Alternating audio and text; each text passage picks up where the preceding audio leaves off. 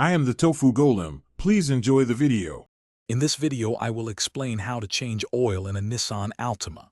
First, gather your essential tools: a wrench, an oil filter remover, and a drain pan. Make sure you have about 5 quarts of the correct engine oil, typically 0W20 synthetic, and a new oil filter.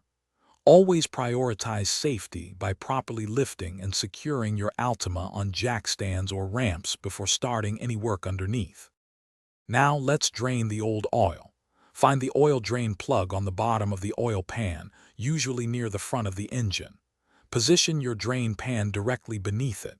Using your wrench, carefully loosen and remove the plug. Let all the old, dark oil flow out completely into the pan.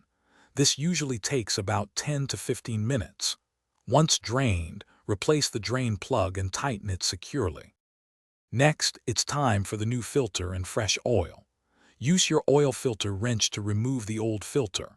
Before installing the new one, apply a thin film of fresh oil to its rubber gasket. Hand tighten the new filter until it's snug, then give it about a 3/4 turn more. Finally, pour approximately 5 quarts of new engine oil into the engine through the oil fill cap on top.